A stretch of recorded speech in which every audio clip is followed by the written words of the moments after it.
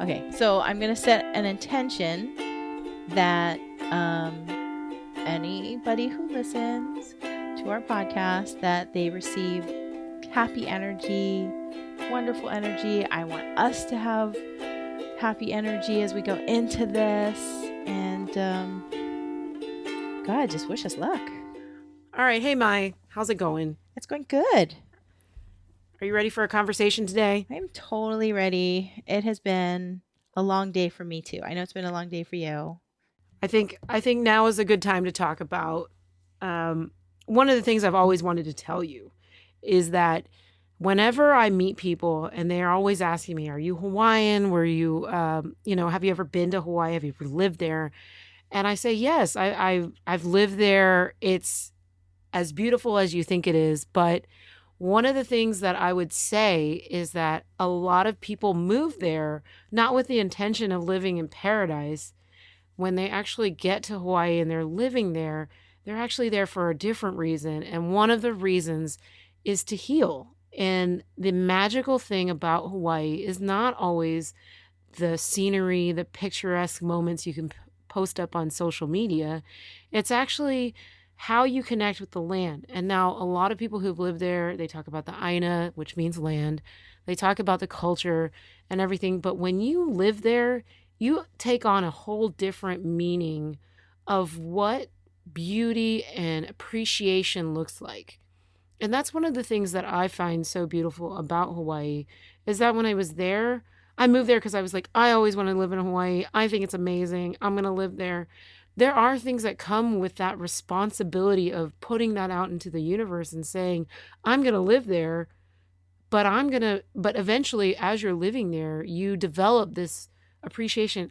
I'm not just going to live there, I'm going to thrive there. And I'm going to heal these parts of me that I couldn't get from another place.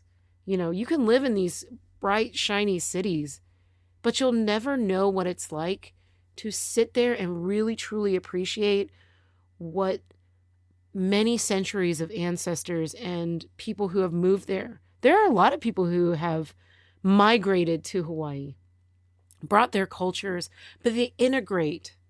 The people who truly live and appreciate integrate themselves into that culture and make it better. So that's like one of the things that I always found amazing about Hawaii. And what we should all pull a lesson from is that when you enter a new space, you're going to live there, you're going to add to it, and then you're going to thrive. And that's one of the things that I've always appreciated about it. And I've wanted to always tell you that story of how it makes me feel and made me feel when I talk about Hawaii, when I lived there. And you were the one that really rooted that into me. And I've always felt so compelled to share that is that if you've ever wanted to live in Hawaii, you're not just going there because you want to live in paradise. You are going there because something deep down in you is like, I need to heal. And one of those places that has that spirit, that breath of life that they talk about, the ha, is literally in Hawaii, wherever you are. And you yourself have to be proactive to be the one that integrates, accepts, and then builds and grows into a beautiful light. Because I can say when I was there, I built myself into a really great person that kept on growing. Like I built a little foundation. And so that's one of the stories and one of the things that has always resonated with me and I've kept throughout my lifetime is just knowing that your voice was back there and you were like, people don't move here for paradise and that image of Hawaii in the movies. They move here because they have a sense, an innate sense of healing that they need to have accomplished to keep moving.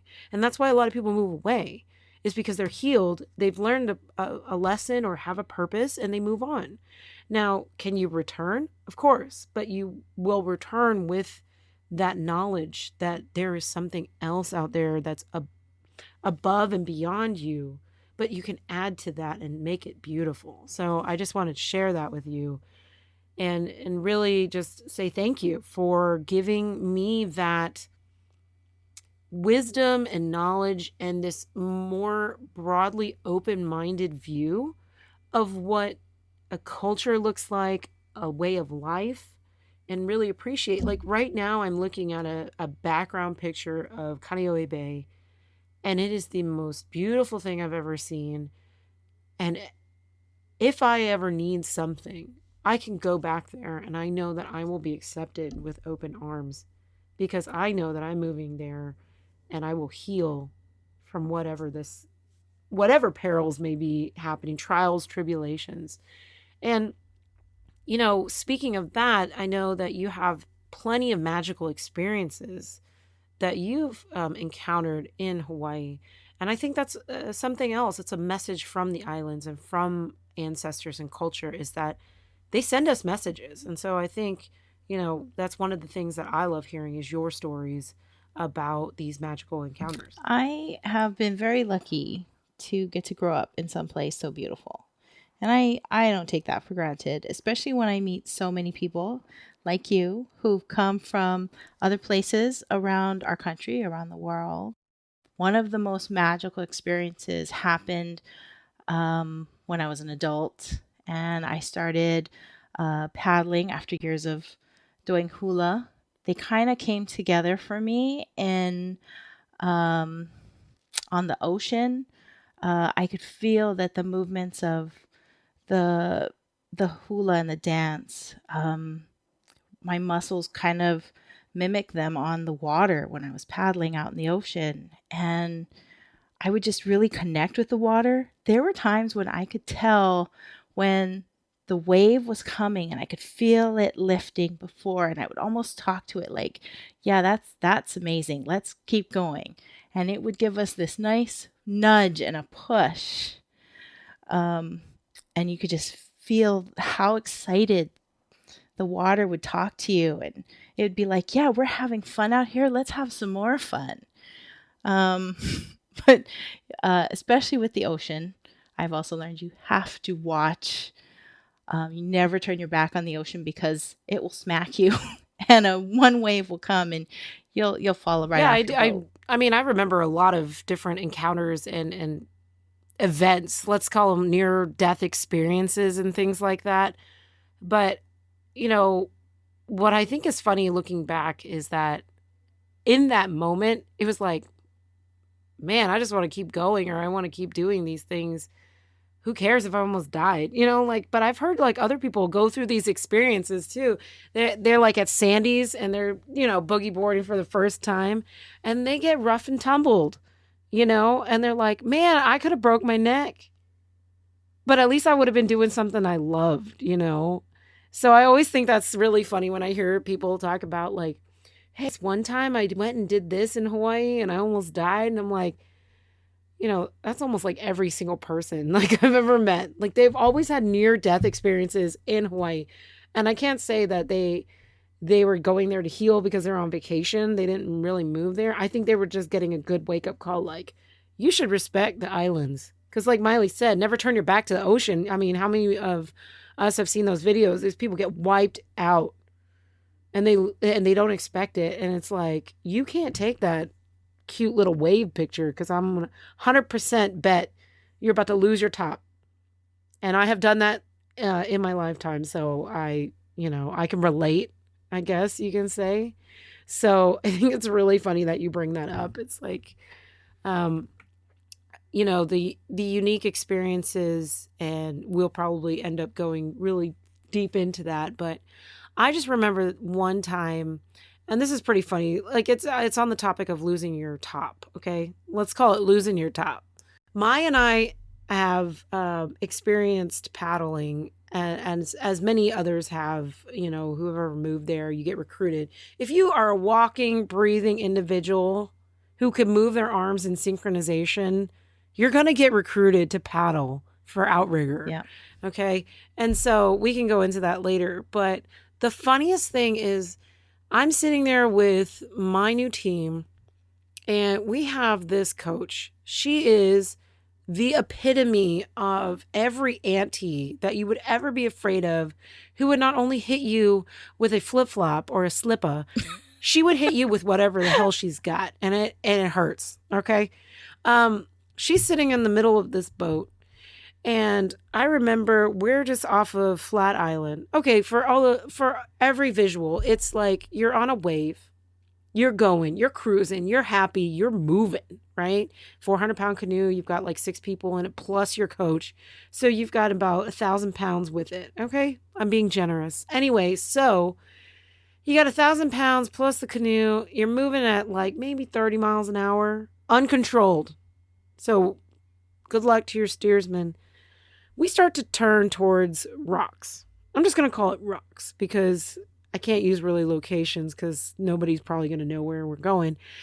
But we start turning towards the rocks, and my coach is like, flip it. She's screaming at us, flip the boat, you know? No, all these girls are trying to keep the boat down. Don't flip it, because the flipping or huli is the worst thing you can do. She says, flip the damn boat. And the next thing I know, I'm flying out of the boat. I don't even know where anything is, right? I'm in the water and I literally lose my mind for maybe 2 to 3 seconds. It feels like an eternity. I come up. Not only have I lost my paddle, my hat, my sunglasses, which are like goggles, okay? My top, which is like a t-shirt, and my sports bra. And I am completely topless because we have hit the water so hard. And I'm like, what? Why am I? 1, where am I? 2, where's my stuff? And 3, why am I cold? I'll tell you what, I have never gone under the water so quickly. And I have heard so many people losing their bathing suits. Like, they're like, oh my gosh, my boob was hanging out. My junk was hanging out. Because I turned my back to the ocean. Well, I got thrown head first into the ocean without any warning, without any sort of, I don't even know, any kind of like, survival instinct. I was just there, and I came up for air naked. I look over, the boat is flipped. My friend is screaming inside the boat. I'm blind. So she's screaming, I'm blind. And I literally am like, no, you're inside the boat. And I hear her go, oh. And she swims out and she's okay. I look over to see where everybody is because, you're worried about your friends or whatever. My coach is literally pulling out of her bra or her swim top her lipstick that's waterlogged. She opens the top, pours it out, and starts putting on her lipsticks and goes, when I say flip the boat, I mean flip the boat. And I'm like, oh my God, where's my top? So, I mean, you have these, that was life-changing. I'll never forget that because 1, who comes up after flipping like 6 women out of a boat and puts on lipstick in the middle of the ocean? I mean, if you could write a comedy sketch about paddling, that is one of the most epic moments in my life. And I never will ever forget that. Those tiny, your rocks, which is a tiny little island, just 100 yards, not even 100 yards, 50 yards from land, from the beach. And I had one where I have my swimsuit on. And then I have, on top of that, I have my leggings, because these boats are made out of, it's usually fiberglass, and there's some kind of coating, but it still will. Sometimes there's sharp edges. These boats are abused. People go in and out of them. And just to protect your own skin, you kind of cover up. So I had athletic leggings, and then I had on a athletic tight top with an additional, so not only my sports bra top, but then I had this additional sports top that just kind of holds you all together so that you can be as aerodynamic through the water as possible. And we were paddling, also surfing those same waves around this little tiny rocky, sharp rocks little island.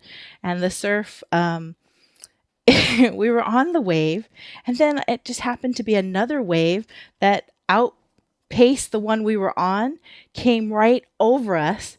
Everybody got like, we got pushed out of the boat by the water.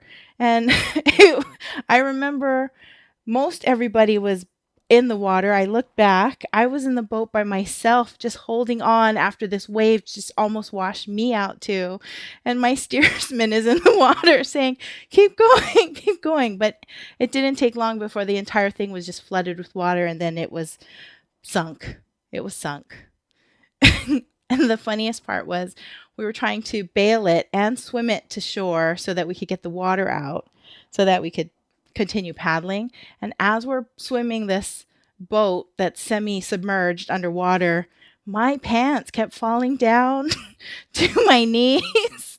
And I'm trying to swim, push a boat.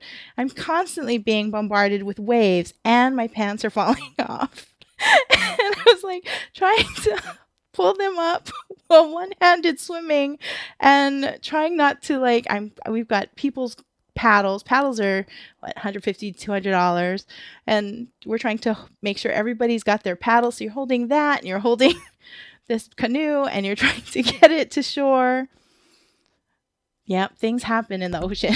you lose things. If you can imagine a cluster, that's what it feels like when you get either sunk, hoolied, or something like drastic happens where you end up being the only person in the canoe.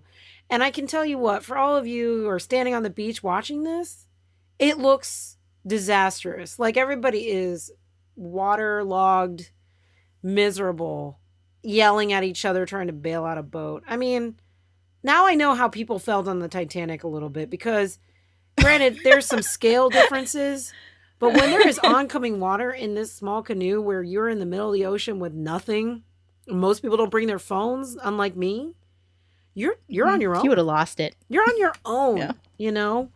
And it reminds me of, like, you know, these people who intentionally go out there in their little baby kayaks or even their own one-man canoes, and they want to face nature. Okay, I get it. You want to be in the record books. You want to stand-up paddle across the ocean, you know, from the, you know, where did he go? He went from like Hawaii to LA. Okay, I get it. But guess what? There's a lot of things out there that are bigger than you, and it's called water. One of them is the biggest thing is water. I mean, these waves are no joke. You know? And let's talk about some whales, Miley. Let's talk about your whale story. Oh, the most beautiful. Okay, so it's worth it to get beat up by the ocean as much as you do when you have an experience of meeting nature in the most serene way. It was sunrise, and my friends and I, we had about 3 or 4 different canoes. These canoes, outrigger canoes, are about 40 feet long. So it's kind of easy to do the math. And we had gone past these little tiny offshore islands that are, I think, maybe 100 yards or less from the beach. And we could see whales just past that. So we thought, okay, well, we'll go out that far and then we'll see them just a little bit closer. And all you see is their little blowholes, and so these little fountains of water shooting up, and you see their tails coming in and out. It's like every photograph you've ever seen of a whale, and it was absolutely beautiful. The water was actually really calm, considering there were these big giant whales out there swimming. And we get around these islands, and then we all just kind of stop, and we're just in awe looking at nature. And these whales are now, the ones that we're seeing with all the splashing, they're like at least a safe distance, I would say 50 yards, half a football field length away. And we're watching them, and we don't need to get any closer. And it wasn't, I don't know, I want to say 5-10 minutes, and we were talking about how beautiful they were. And we were all in that really positive kind of zen early morning kind of just gratitude space. She means without coffee. Yeah. Without coffee is basically that zen moment when you're fully zen in the morning is basically like when your eyes are like slits and you don't want to wake up, but you're up because you have to be. We're up. It's your early morning workout, and if you can see something fabulous, it's wonderful. So my friends and I, we paddle for an hour, and then we start our day. So nobody's had really any drama yet. So it's really pretty. And we're looking at this gorgeous, scene of these whales. I don't know how many were out there, but they were just, looked like they were just having a great old time.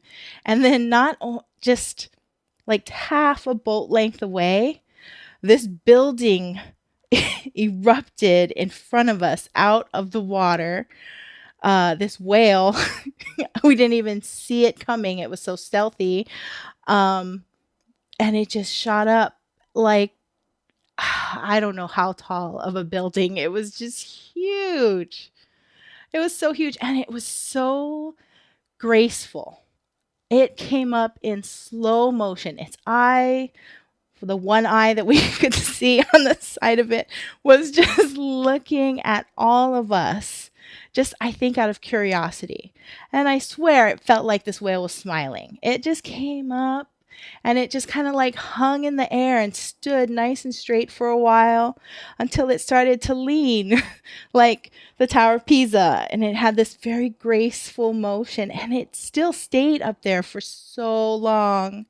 And when it came down, it didn't do the dramatic backflip and splash. It just watched us.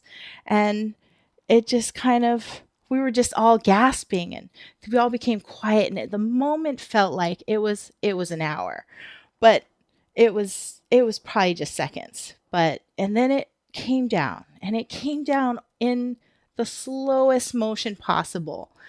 It was if whales do ballet, it it was coming down so gentle, so slow, which I seemed impossible for something so massive and large. And when it went under the water and it was gone, it didn't even make a wave. It was being so cautious and so careful. Like it had such control over its body that I had no idea. Oh, that was exciting. That was exciting. I'll never forget it. And how beautiful that whale was. And I had one of the girls in my boat. She happens to be, I think her background was marine biology, but she's also a talented artist, illustrator. And she said whales are very, like they can sense everything. They can sense everything. They can sense where it is. They have spatial awareness in the water. And she said she's been out in California where she used to do stand-up paddleboarding, and she's had whales come up around her, but they were always very careful not to really jostle the poor little human on their little boards. And she said they normally wouldn't come anywhere near humans or cause them harm. At least that type of whale, which I am not an expert. I believe it was a sperm whale. It was huge. It was huge. It was gorgeous. Or maybe it was a blue whale. I don't know. There's so many. There's so many types of whales out there, but I mean, I probably would have lost it if I saw something like that shoot out in front of me and I'm so little. It reminds you like how little you are compared to some other things that are out there. But it also reminds you what's in the ocean too. I mean, yep. Every time you drink some ocean water, how do you feel about that? No, I'm just kidding. Actually, if it was an orca, the killer whales, they have a reputation. I would have been scared. We would have started paddling. Yeah, I think you would have paddled away like quickly. Yeah. Well, I would say that is definitely on the top 10 list of my adventures that I was not a part of, but it does remind me of that couple of ladies who were out paddling recently and almost got swallowed whole. I mean, if you want to be Pinocchio, like by all means, like go ahead. But I just think it's funny how more and more we're starting to, pay for these experiences that can really hurt you and hurt the, animal life. I mean, other living beings out there. And so, I'm glad you didn't get swallowed up. Yeah. But I think, which I didn't know before until I really looked into it, those ladies, they were paddling around bait, like whale bait. And I don't really know what whale bait what even look like. small fish that they can eat, because they can only eat small fish, right? At least whatever whales they were feeding. It seemed to be something like a popular experience because there was a lot of people there and a lot of people filming. So it makes it seem like, I just think that there's people paying for experiences, these nature encounters, and it can very easily go dangerous when you have factors that can change in a moment's notice, especially in the ocean. Especially in the ocean. Ocean changes so quickly. It's just like the weather. I mean, you know, 1 minute, like we're standing there, and the next minute there's this rainstorm, and everybody jokes about the afternoon rainstorms in Hawaii. Well, guess what? Everything changes quickly. And I mean, it's just another gentle reminder, but it also cools off the day. So I can't complain. I mean, you know, I wish I had more animal encounters like that were very magical and everything. But it reminds me of one more story that I think would really just put the cherry on top on this. So all around the world, you have beautiful beaches, right? Beaches are, I mean, anywhere near a body of water is a beach, right? So you just make of it what you will. And so when I was younger, we traveled quite a bit internationally, and I was in China, and my mom was like, "We're going to the beach today." I love the beach. I've always been a lover of the ocean and marine life and everything. So I'm thinking this beach is going to be amazing. We go, it's not that crowded. You know how you see some of those like water parks and things are overcrowded. It's not overcrowded. I'm like, all right, I can do this. So I get closer to the edge, and I'm seeing a little bit of like, some debris washed up on the shore. And I'm thinking, all right, I can like go in a little further. Going a little further, I'm seeing like one or two cans and bottles. And I'm like, all right, I don't want to, but I'm young, right?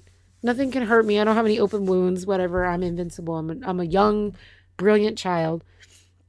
I keep going further, and I get hit by a wave. All right. And I come up. Guess what's on top of my head? Oh no. I don't A want to bra. It, it's from that one time when you lost it. No, this was like someone's one. trash bra. Okay. Not only am I a young child at this point, but I'm a scarred young child who has lost their love of the ocean in that brief moment. There was something about the subtle clues of the ocean. All right, you got a little debris. Okay, you see a bottle or two. Turn my back on the ocean, and then I end up with a dirty bra on my head. No more. Ew, no more oceans in China. I can say that they have cleaned them up, but I will never forget that. And it reminds me again, we got to be careful how much waste we make. There's not enough. We're not doing enough to do that. And we can't have these beautiful moments like the ones Mai shared, or that I have shared about getting knocked to pieces, by the ocean.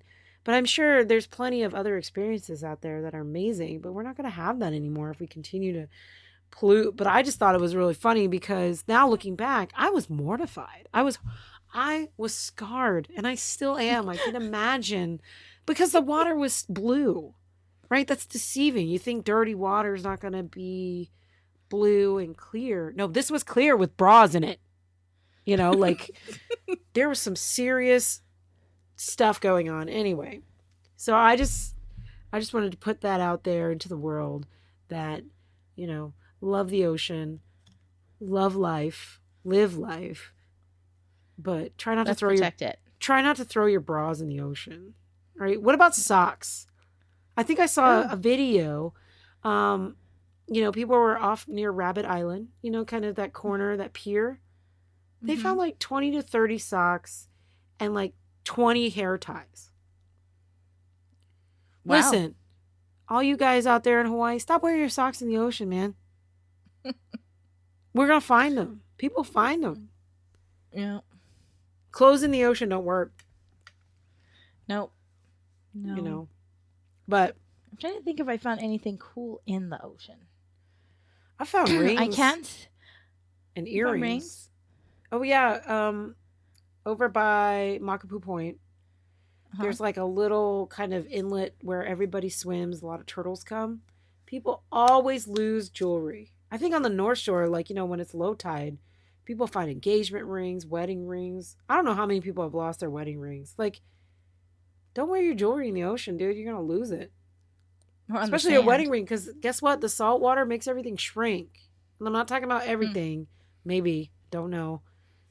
But I'm saying, like, you're going to lose a few things there. So Mai is continuing to say, never turn your back on the ocean. If you're going to learn anything today, it's like, make sure Yeah. your bathing suit's on tight and pants are on or whatnot. Yeah. Yeah. Everything's Yeah, tight. but I think Everything's tight. I think that's pretty that'll make your day. I'm sure. Is like imagining this small child coming up, living the dream, being in the ocean, and then you got bra on your head from some random person who decided to throw it away. Oh, ew. Ew. And after that, like I started to notice there was a lot more trash in the ocean, and I ran. My mom was like, "What's wrong?" And I'm like, "I'm out. I'm out. Done." This was super fun. And we are going to have another episode of Mai Tais at Sunset. We're going to try to do them every Aloha Friday. We have in Hawaii Pauhana time, which is around 5 o'clock, where everybody gets off of work and they just want to hang out, have a drink, just catch up with their friends. Just sets your great weekend energy. So we hope to do this every week. Mahalo for joining us, and if you're interested in our next session of Mai Tais at Sunset, please check us out on Facebook, Twitter, Instagram, and maitaisatsunset.com. Also check us out anywhere you find your favorite podcasts. And we hope you'll find us. Until then, ahui ho!